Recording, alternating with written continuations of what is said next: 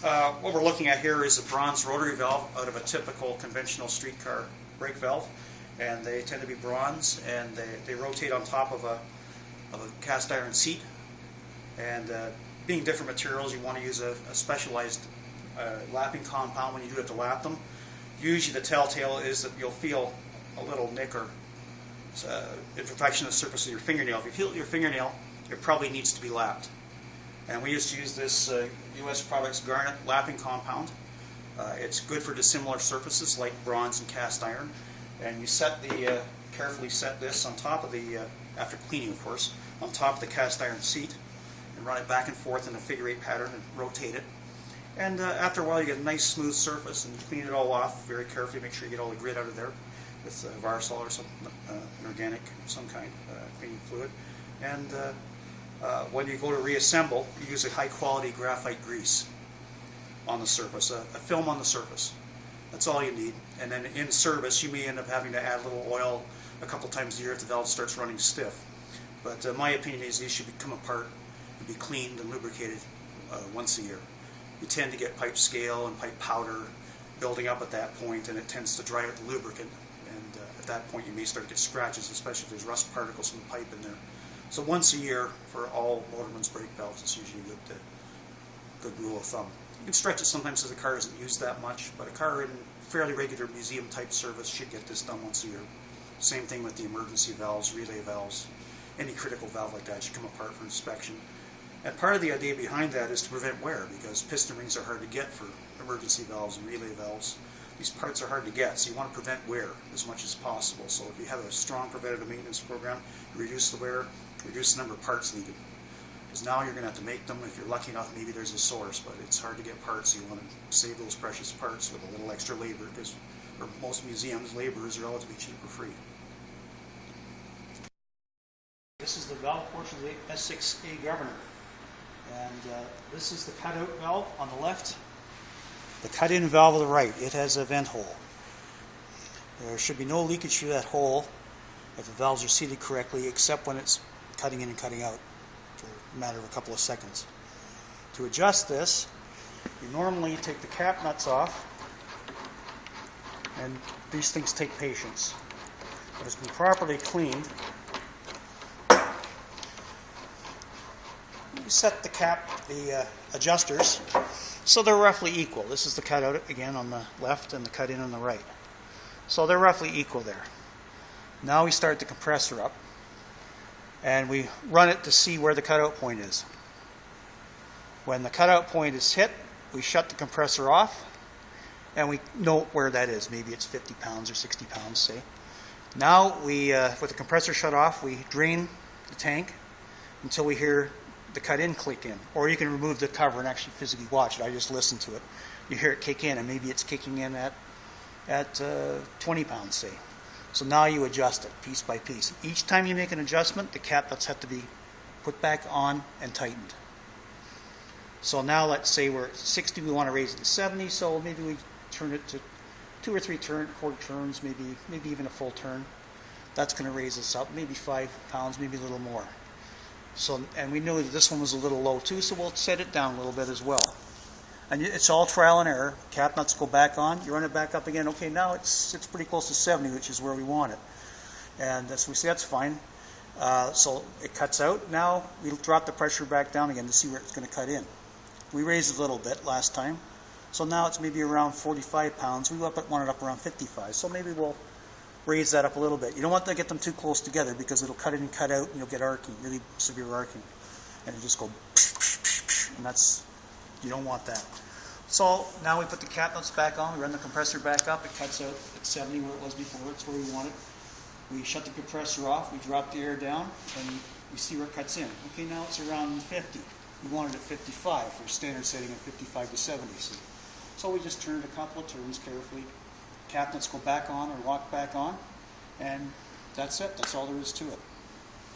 It will vent as it's cutting in and cutting out here, but any leakage at this point when the compressor, when it's not either cutting in or cutting out, indicates leakage in the cut. If there's leakage to cut in valve vent, the cut out valve is not seated and maybe needs to be lapped. So it's the opposite of what you'd think. And that's all there is. It will leak a little bit just coming into cut-in position or cut-out position. But in normal operation, between those 2 points, you shouldn't have leakage. That would indicate improperly seated valve, which is not that uncommon. And that's it. It just takes a lot of patience and a lot of goofing around. Screw down to increase? Yes. Screw out? Yeah. Clockwise to increase pressure on both of them, and counterclockwise to reduce pressure. This is the top half of an S6A air compressor governor. It's just been freshly overhauled. And it's very typical. The Type J governors have the same electrical top end as to the S6B governors and some of the governor synchronizing switches. So it's a pretty common Westinghouse traction brake or Westinghouse air brake component. So an overhaul on the electrical portion, we're generally looking at the condition of the contacts, finger pressure. In this case, we have to change them because the fingers are worn flat.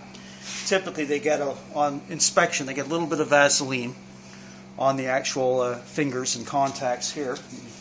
Then the other thing with these is, of course, cleanliness. This doesn't use a magnetic blowout, it uses an air blowout. So when the compressor cuts out, there's an air jet that comes up and extinguishes the arc. Obviously it's DC, 600 DC. They're good for about 15 amps at 600 volts DC.